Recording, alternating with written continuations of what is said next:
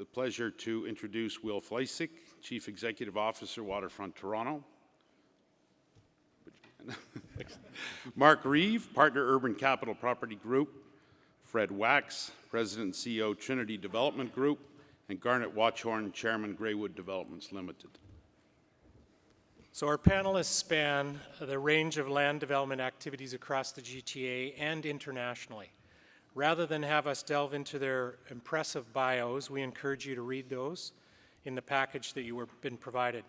As we engage the panel with questions right now, we encourage them to provide their own insights and obviously throw in questions. We'd really like to make this as spontaneous as possible. So I'm going to lead off. We've heard a lot of very interesting things today in many of the different sessions that I was able to wander in and out of. We heard some good opening panel discussions and dialogue this morning. One of the things that struck home with me very quickly was the issue of land values here in the GTA and how people are extremely nervous about where land prices are going. And I think, for me personally, living in Vancouver, the land prices that you have today and the transactions that we saw this morning from the group was certainly much higher than you're used to in years gone by, but certainly nothing like we experience today in Vancouver. And I think from an international perspective, probably nothing like what's going on around the world. So as a recent citizen, Will, coming here to Toronto, you can maybe touch on the international land value in context from where you've come from and what you've seen elsewhere, and then I'd encourage others to chime in. Thank you very much. So you have to take what I'm going to say with less than a grain of salt because I've been here 4 months. So, my staff calls me the new guy, so that's kind of my nickname right now. And I'm a developer in San Francisco doing a bunch of public-private projects, including the first net zero energy community built in the United States with the University of California. So large master plan type of projects. But in my new role as the CEO of Waterfront Toronto, as I look at what's happening, and all of you probably read, Peter Menke's paying $260 million for the LCBO site, you all know it, down in the waterfront. It's basically unentitled. He's got to go through the precinct plan is just going through right now with City Council. So you do the numbers on that, and you start to say, well, if that's the raw, value, and you start to work up from that, what is it that he understands that we don't know? I mean, the fact of the matter is that the downtown clearly is going toward the water to the east, and it is a time where the players who are looking at the waterfront, looking at downtown, this is now not necessarily just part of Toronto. It is part of the market that is looking at London and New York and San Francisco. So when you start to think, as you said, this international perspective, and I was saying to the group, every time in San Francisco there was a new bar, it can't go higher. It can't go higher, and it just keeps going. It is the fundamentals. We are supply constrained. There are places that people absolutely want to be, and the market, both residential and commercial, I think we have a pretty good handle. That will go. That will continue to reset, and I'd love to hear what my colleagues have to say about that. Go ahead. So in Peter's defense, we were the other bidder, and we were pretty close, maybe $10 or $20 million off his mark, which shows that there were two insane people out there. But the fact is valuations, even since that deal was done, because that was consummated almost a year ago, prices per foot in residential have gone up dramatically, and our understanding is the Well, which again another downtown front property, the residential was sold in around $130 a buildable, and although I understand they have to get entitlements and it may be 4 years out, that sets a bar that I'm still trying to figure out how one can sit there and make the numbers work, given that there's a constant in terms of rental revenue, building costs, our favorite DCs, and I guess what's happened is that the investment populace is now looking at lower thresholds. So I agree with you. I think that there's still more bars to be broken, and we're seeing it live every day when we hear another deal's been done.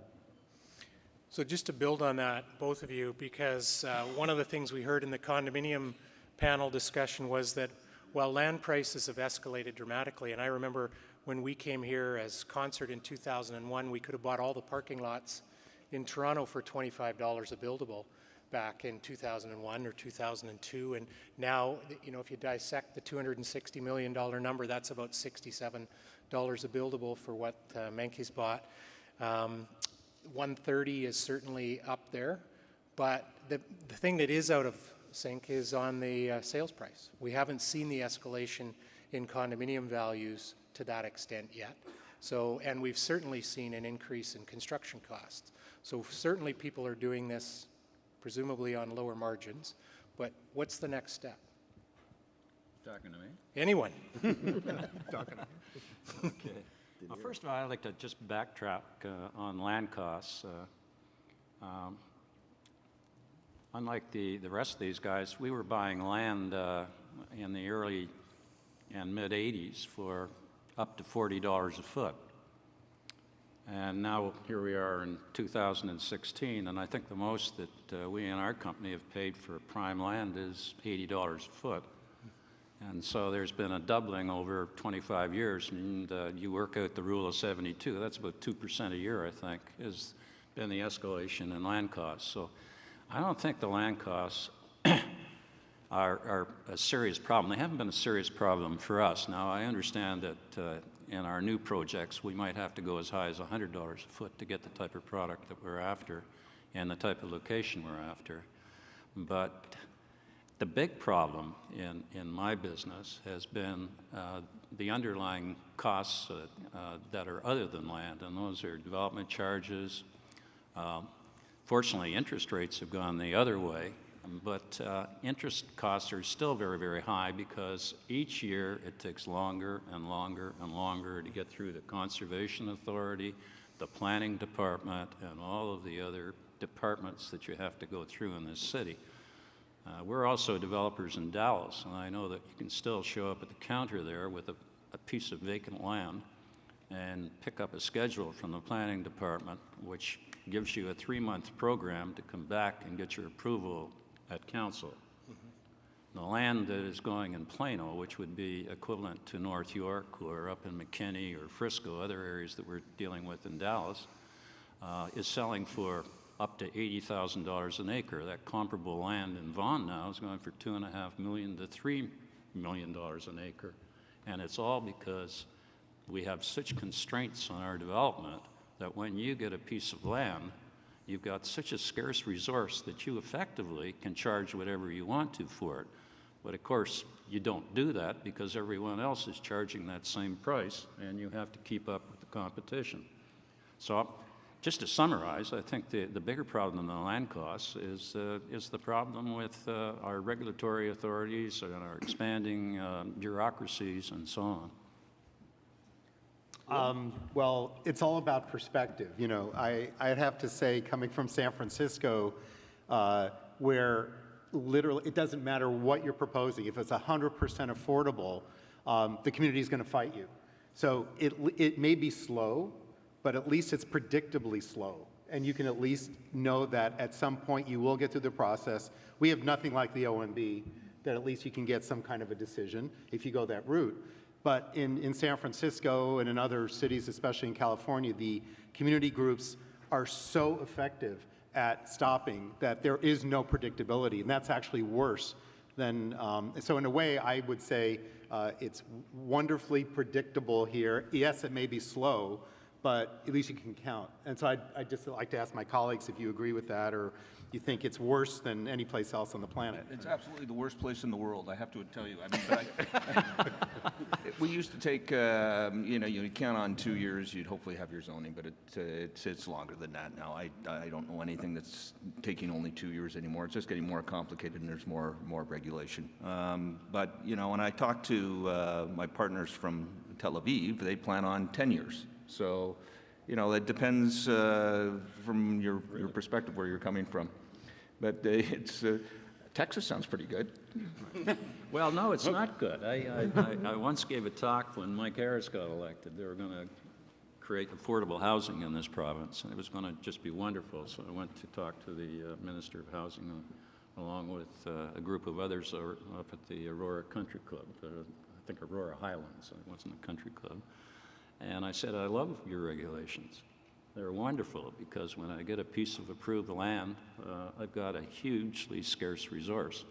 Down in Dallas, you can get, we built beautiful communities down there. You can get a 4-bedroom, 3-bathroom house for $250,000 that would cost you $1.5 million up in Vaughan. It's beautiful, but the competition is fierce because you get your approvals so quickly. There's lots of land, and the community actually builds the infrastructure. They build the ring roads around Dallas before there's any development. So the community says, all right, we're ready for you. The developers come in, they've got their roads, they've got their infrastructure all built, and away they go. And that's how you keep the price of housing down. We can't have affordable housing in this community. We haven't figured that one out yet. The regulation is both a blessing and a curse. The Places to Grow Act, which basically changed the development patterns and of what was available to people to build out in terms of southern Ontario, completely changed the landscape, literally, as to what was going to be able to be built and what was going to be protected. And from my perspective, if you've got institutional deep pockets and in a low interest rate environment where your expectations for returns are commiserate with those low returns, if you're lucky enough to get a piece of dirt at $2.5 million an acre, and no one looks at anything on a per acre basis anymore. Everyone looks at everything from mixed use to building straight condo or apartments, a price per buildable, because that's the only common ground you're going to have in terms of making sense. You're going to create value, and that's, it is cumbersome.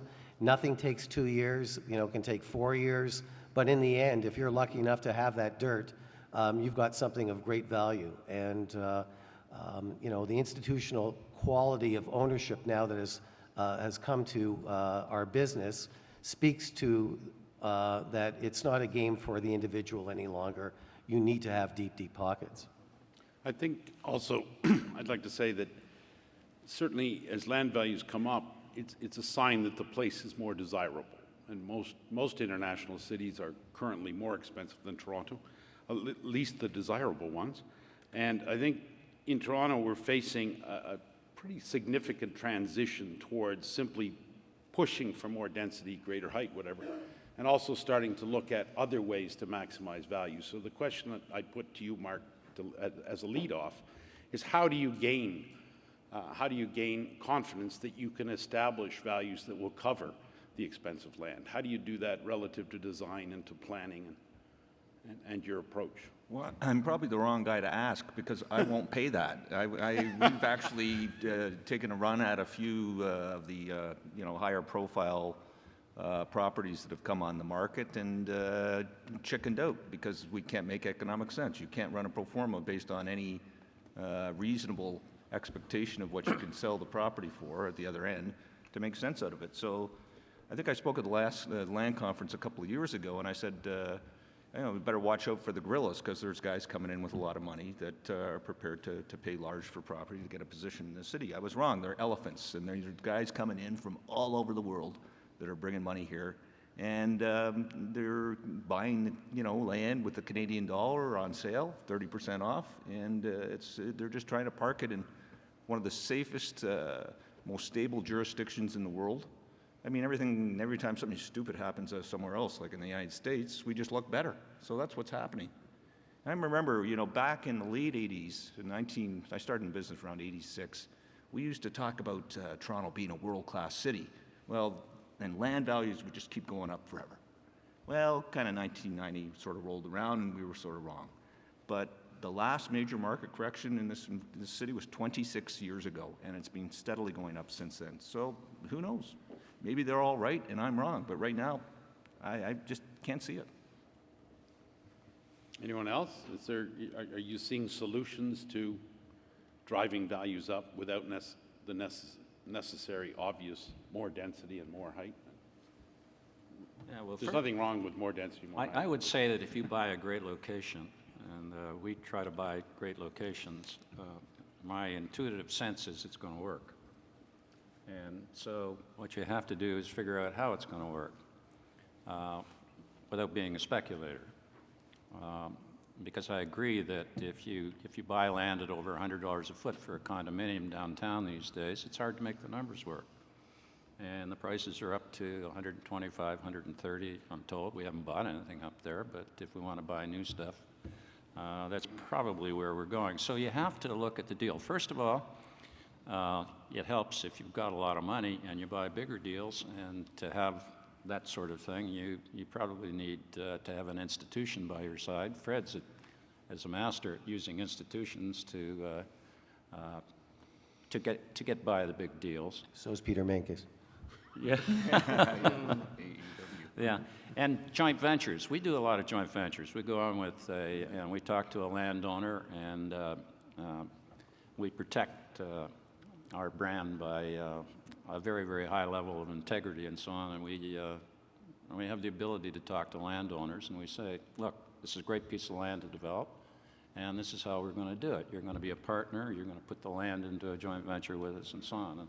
And that's how we tackle the situation where it's not obvious that you have a good deal. But at the end of the day, what is going to be happening in this city is that condominium prices, because we're primarily residential, they're going to start to rise. We're coming into a new cycle right now.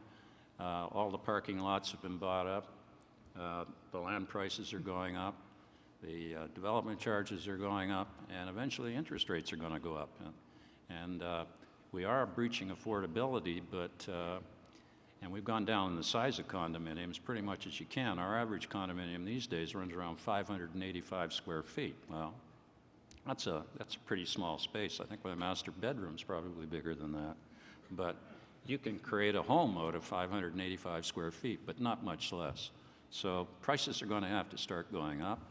We're at probably the average condo in downtown Toronto right now is about $700 a foot. It's going to go up to $800 fairly quickly, I would think. Will?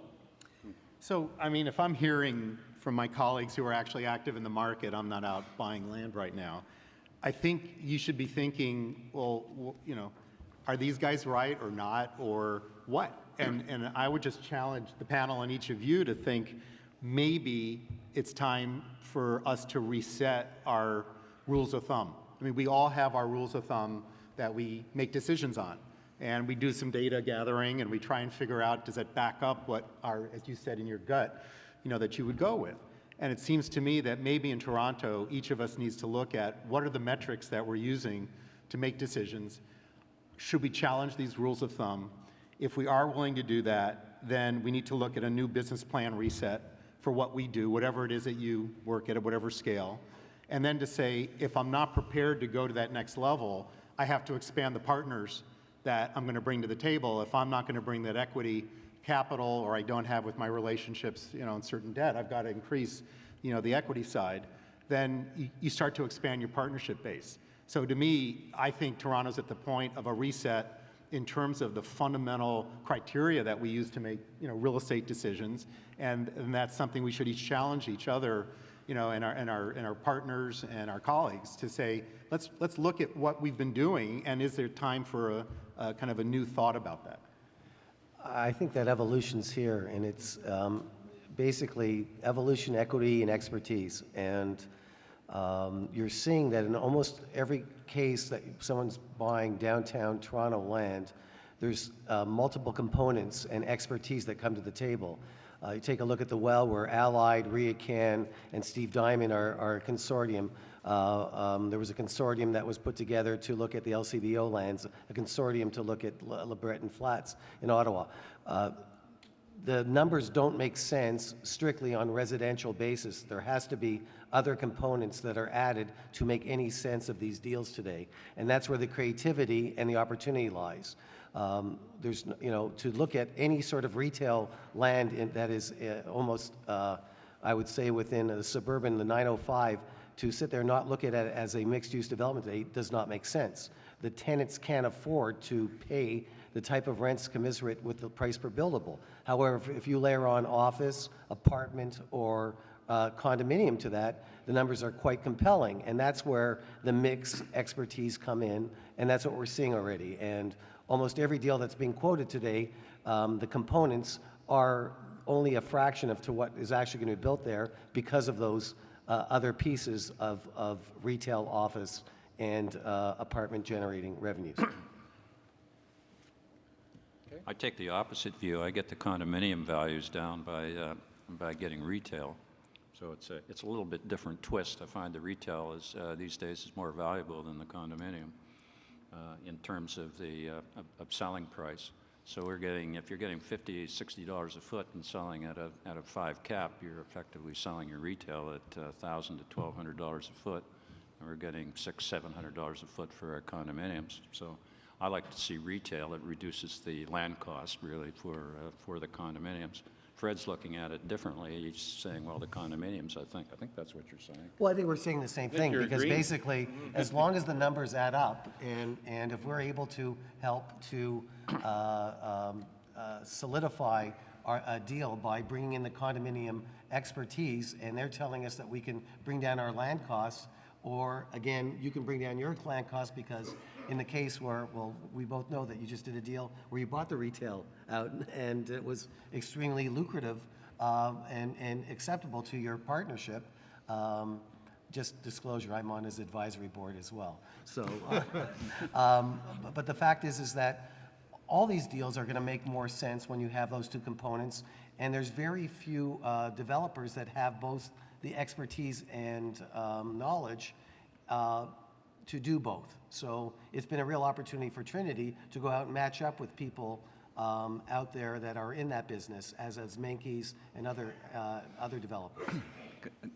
I just wanted to explore Will's idea of bringing in other money that might be prepared to do pro formas in a different way, write a pro forma in a different way than we're prepared to write it, and the kind of returns. For example, maybe going over to Israel and doing a bond issue and raising $65 million might be a good way to go, but I've already spent the last months convincing everybody we're urban capital, not urban corp, so I don't think that's a good plan. But, you know, there are institutional partners that I'm seeing other guys teaming up with that may be prepared to expect or prepare for lower returns. And I was told today by a few people, we'll watch out. The institutional guys are the next guys that are going to become condominium developers, not just rental apartment developers. Anybody see that happening? Is that going to be who our next partners are? I see the first part happening, where the cost of capital is coming down because of the lack of product, but I have yet to meet an institution that wants to be in the condominium business. I haven't seen it yet. Well, we do have institutions who are our partners who are in the condominium business, and but institutions. I was making a joke earlier that institutions are getting greedier and greedier all the time. So the cost of capital from institutions is getting higher and higher in terms of its cost. You can't do those Texas joint ventures anymore where the institution put up 100% of the money and the developer got 50% of the profit. Those days are long gone. I just want to throw out, I think cities, many cities around the world have gone through this transition that we're in today. A lack of affordability. A lot of people cannot afford homes as we have in the past. There's a whole shift towards how they live, where they live. Disposable income levels are down, and yet, certainly I see in the experience of my children a higher quality of life, which is interesting. They're more urban. They're enjoying life more. They're living in the downtown. Are you designing for that? Are you developing for that? Do you see that as how do you get the cost down to a point where they choose to live there, but it doesn't cost as much as buying a home, but the life is better? Do you see a shift coming to the downtown cores, to the... I'm not going to answer your question, but I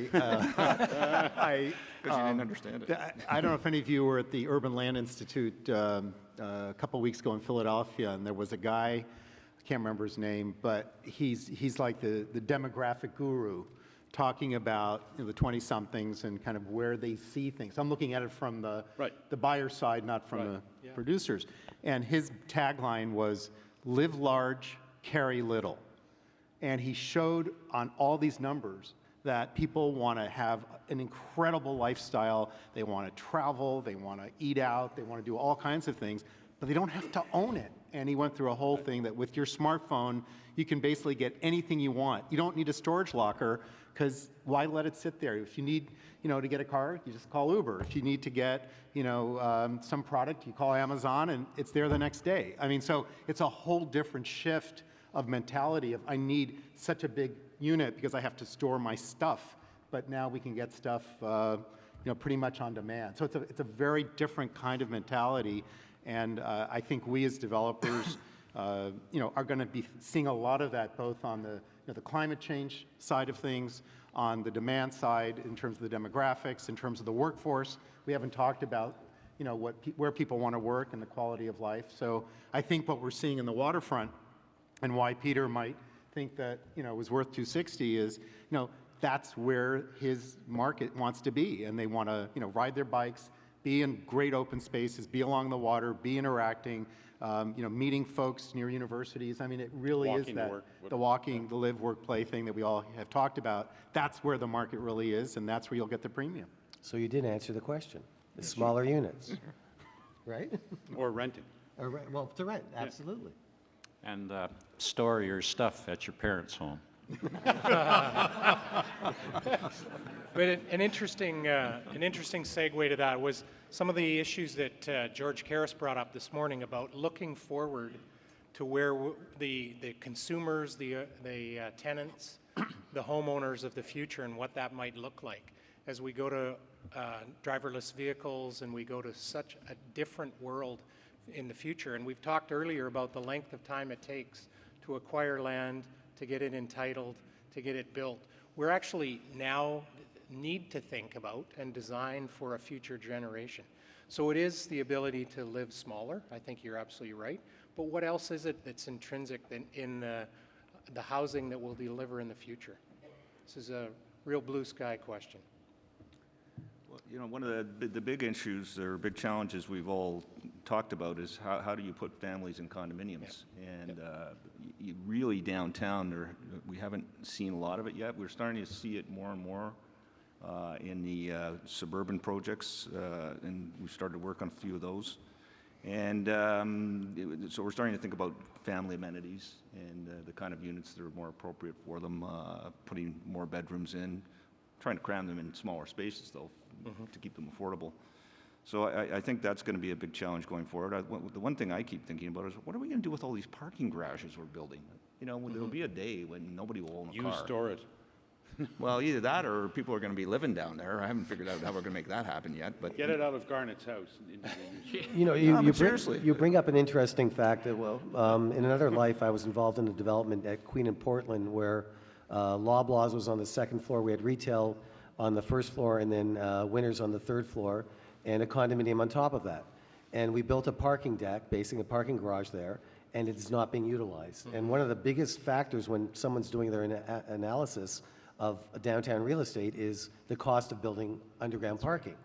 And underground parking is becoming redundant. And I think what we're going to start seeing is the ratios are going to dramatically change because they're not being utilized. And given Uber, given driverless cars, given bicycles, given pedestrian, and almost every development has self-sufficient shopping, that's going to change a lot in terms of the numbers. And that's a huge loss leader to be taken out, eliminated in terms of, you're asking how to make some of your numbers work. It'll be absolutely much more, well, for sure, I'd love to, but the city and most municipalities around Toronto still insist you put it in. I mean, we'd like to continue to reduce. Okay. All right, get rid But of all those. that's, I mean, I think you guys have touched on one of the major disconnects where engineering standards and city standards are so far behind what the buying public really want. We've overbuilt in just about every one of our urban projects over the last 10 years just because of that, including rental, where the rental ratios are dramatically lower, but we still have a massive amount of vacant parking. So certainly one area that can help save the pro forma. But is there any other ideas that looking forward as to what we might need to do? Well, I just was tweeted a little link from a friend of mine, and he said, Will, how about this for Toronto? And you go on this link, and it is the next game changer after the driverless car is the new elevator. And this is a Maglev Elevator that can go, it doesn't drive on a carriage, so it can go up, sideways, across, wherever you want it to go. You don't need corridors anymore, so there's another savings, okay. I mean, what I think where I'm going with this is, you know, we have these standards in the city, and they're there for a reason. Life safety is very, very, very important. That said, where are we going to try some of these new technologies and new innovation? And what we're doing at the Waterfront Toronto is to say maybe at the waterfront, that is the place where we should be trying some of these new approaches, new technologies, new ways of dealing with climate change. We haven't talked about that. Ways that we can show a demonstration projects, not just for the city, but for the province and for the country, that the innovation that is possible, that's already started here along the waterfront with our great universities and colleges. And then if we're successful at showing some new approaches, then the staff at City Planning and Jen Keesmaat and others can start to adopt those new approaches and where it might make sense, where you have higher densities. So I think this is an area where I'm really looking forward to working with development colleagues and design and planners to look at some of these latest pieces of ideas and new thinking and new markets, and let's try it out on the waterfront. Great. One question I have, as land continues to go up, and not to flog this dead horse, but I think there's tremendous opportunity in cities such as Toronto to start looking at other ways to create land, which will bring some of the price down.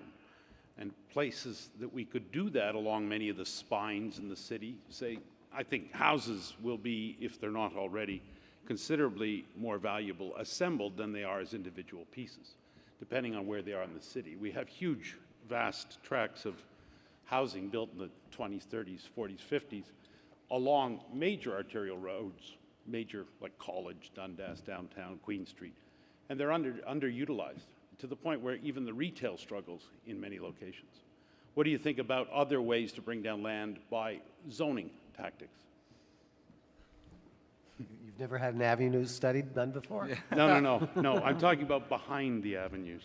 Well, I'm talking about the houses. No. But the fact is that it starts with avenue studies. It starts with looking at Yonge Street and Avenue Road and Bathurst Street. If you want to start thinking about increasing density within pockets and moving off of those, you have to start with where it should be to begin with, where you're getting fighting right now. Everybody believes in density as long as it's not in their riding, as long as it's not sitting in their backyard, as long as they're not having a picnic to say the terrible developer's building in my backyard. So there's a disconnect between riding and coming to transit and taking advantage of the ridership and of transit to increase density. That's the first step before you start talking about doing these tracks within the neighborhoods. I mean, you're seeing stacked townhouses that are less offensive to people, that are popping up in different little pockets. But to start seeing 6 or 9 story buildings, which would be normal in any other metropolis in the world, we still have problems with that. I think the city is having trouble keeping up with what we need to do with respect to promoting growth. I see, for example, these heritage conservation districts. I think there's 17 of them now, and they've got another 10 or 12 planned. And it's basically just an expropriation of development rights in some of the potentially highest density locations in the city. It just isn't making any sense, and it's creating it's going to create a war with neighborhood associations and developers, and it's going to be a very negative outcome. I see the problem with the city with their urban design guidelines. For example, there's only really 2 built forms. There's tall buildings and there's mid-rise buildings, and there doesn't seem to be anything in between. And if 20 years from now we all look back and say, gosh, Toronto, that was the era of the Point Tower. Well, you know what? We're getting what the urban design guidelines told us we were supposed to get. So there is a problem fundamentally with some of the ways we're doing planning. There's no easy solution. Pre-zoning land helps a lot, but the city isn't prepared, the councils aren't prepared to go out and take the initiative to do it. And the avenue studies, in a lot of cases, they don't provide enough density to be economic And it's hard to assemble. and hard to assemble. I just want to shift gears a little bit. Will's mentioned it twice, and I want to pick up on that, and that is on the sustainability and the climate change response. I think every one of us in the industry have lived through various evolutions of code requirements or obligation, whether that's green building standards, Tier 2 or otherwise, here in the city, or LEED standards throughout development. And certainly in the city of Vancouver, you can't rezone anything without being LEED Gold as a minimum requirement. I think many of us in the industry realize that in order to really make a difference, we must think well beyond LEED. So I was actually interested to hear a little bit more about the net zero community that you were involved in and where that might lead us, no pun intended, in the future. Yeah, so the thing about when you're trying to do something that, you know, the normal numbers don't pencil, it doesn't make sense. I mean, we were building a community of about 3,000, 4,000 people, but it was for the University of California on about 220 acres. But the key was that the university was on leased land, but the university was our partner when we started to size the electrical grid and the methane converters, et cetera. The university had a policy that they would buy our excess capacity as we were growing the community. So knowing that there was a price and that would be purchased, it established a market for third party to come in, and it was a privately done deal. It wasn't subsidized, but the basic fundamentals were still in place, where the university was doing what they needed to do to have some renewables, but the people who would be living there, including us as owners of the student housing and the university housing, actually had lower operating costs. And yeah, there was a crossover point about 4.5, 5 years from the initial capital, but we've already realized that gain. So I think what happens, it goes back to an earlier point, it deals with scale and partners. In order to do the kind of, you know, really climate positive, not just talking about net zero, but also talking about climate positive type of looking, you need to do it at a large enough scale. If you do it at, you know, even, you know, 10 or 20 or 30 acres, which is a pretty large assemblage for an urban area, that may not be big enough to take the cost and you know, look at it on other you know, on other sites. But when you go beyond that and you have a new scale, now the numbers start to change a little bit. There's actually a new math that starts to happen that I think, you know, for people who are willing to be a master developer or look at some larger sites like you might be looking at in Ottawa, you know, I think that's where the numbers might start to make sense, and you get new partners, and you get in people who are looking at a 10 or 20 year you know, sustainable, you know, period, a rollout where there's enough new development that it can take those costs and make sense of it.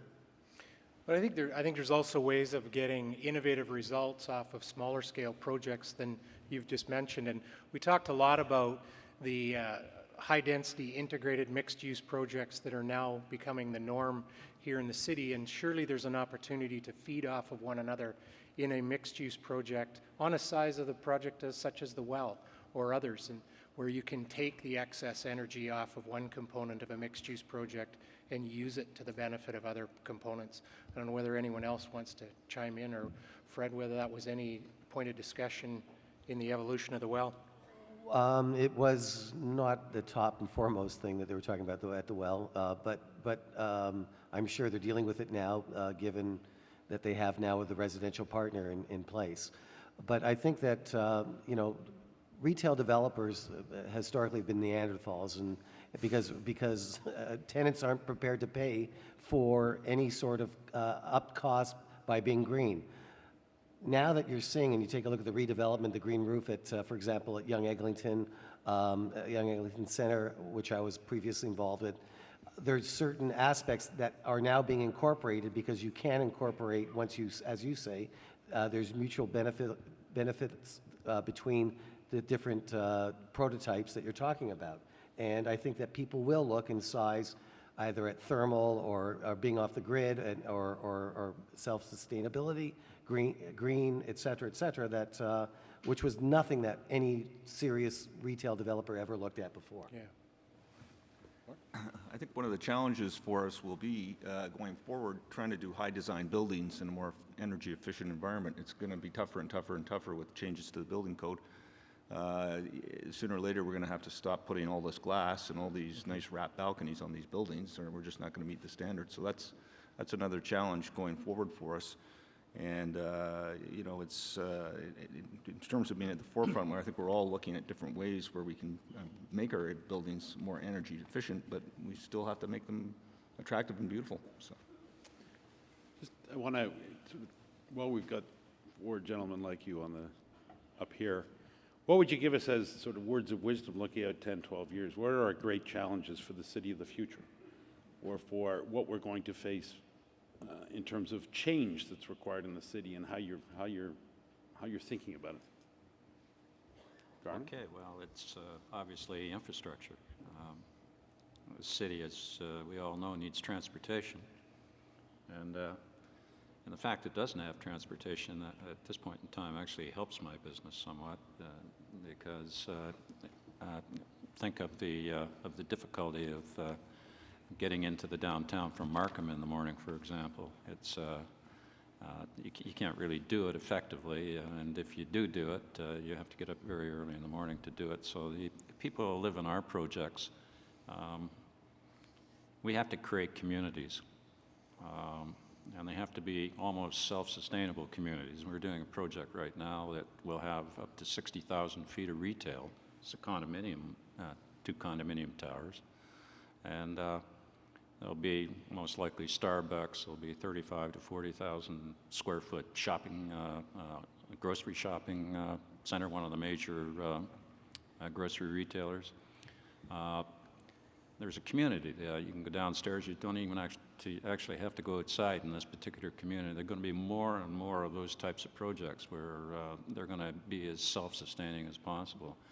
But in order to build this city, we really do need the transportation issue solved. So we're building right now across from LeBreton Flats a project where we have paper from a food store, liquor store, pharmacy, gym, and a pet store. Let's not forget everybody has to look after their pets. The fact is, and that's on top of that, there will be approximately 1 million square feet of new residential. And that's going to be the norm. I think if you're looking at back 12 years or looking at, you know, a dilemma or I guess a new proto for people to think about is we're going to become more like Europe. Single-family dwellings are going to stop becoming the norm, and people are going to live in flats. Children are going to be raised in flats. The condominium projects will become places where children are going to grow up because no one can afford a single-family dwelling in south of the 401 today. So I think that the expectations of the next generation are going to change dramatically and are going to become much more urban in thought. Well, to your point, Fred, we just saw a proposal that Tridel just made on the Bayside project by a Danish architect. And what it's showing is everybody has an outdoor deck. Everyone has kind of an outdoor living style. You could actually grow vegetables. There'll be water taps and drains and all the rest. I actually want to take it in a slightly different direction, which is I don't know that we can honestly continue to build with, you know, one economic class of housing in what we're doing. I think we have to re-examine kind of how we do inclusive housing in a way that it just becomes the norm.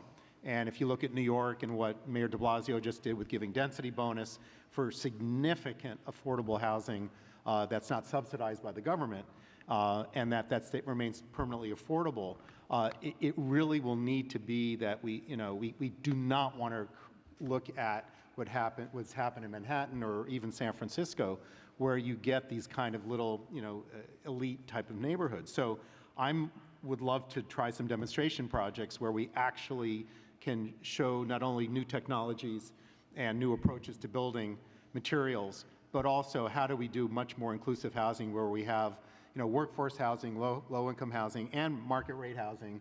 They work together. They take the advantage of the kind of retail that Garner spoke to, and that becomes much more the norm, as we've seen in, in some of the Scandinavian countries. I think for Toronto, with its diversity and you know, given who lives here and the future of our city, I think that's where we have to go, and I'd like to look at some new models along that line. Great.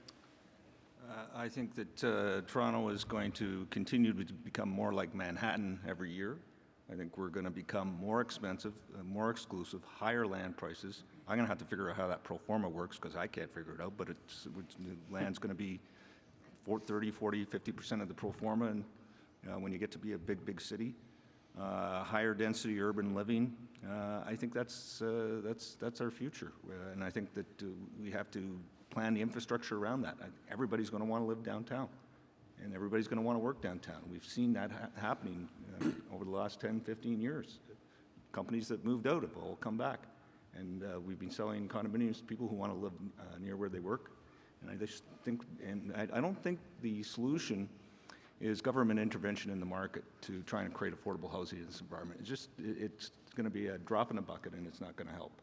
Well, maybe, like, right now, there's discussion around the carrot and the stick, right? I mean, the stick is you have to do it. The carrot is there's other benefits that we can, you know, work on together. And there's obvious things the city could do with some of the cost that goes into typical projects, right? They could reduce a lot of the cost. I think the difference between, you know, if you take DCs away, that makes rental apartments almost affordable just in that. And then you add Section 37 and a few others. So maybe there's a way, I agree, if it's legislated, then everyone has to do it. It's a scramble and it's tough. It's an interesting point. Wrap up? Yep. Okay. We're ready to drink, apparently. I've been told. Well, at least my cohort over there is interested in the drink. We would like to thank Will, Mark, Fred, and Garnet for sharing their insights. Thank you again to Dream for sponsoring the roundtable. Before you make your way to the reception, which is sponsored, by the way, by Concert Properties, thank you, Concert, and Pynchon. Thank you, Pynchon.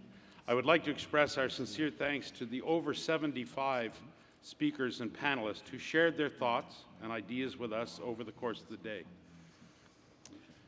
To you, the record number of some 700 attendees, and to our corporate sponsors for their great support. As a final reminder from Informa Canada, please watch for their other real estate conferences held across Canada. The 2017 Land and Development Conference will take place in this very room, May 3rd, 2017. Thank you all. See you in the foyer for a drink.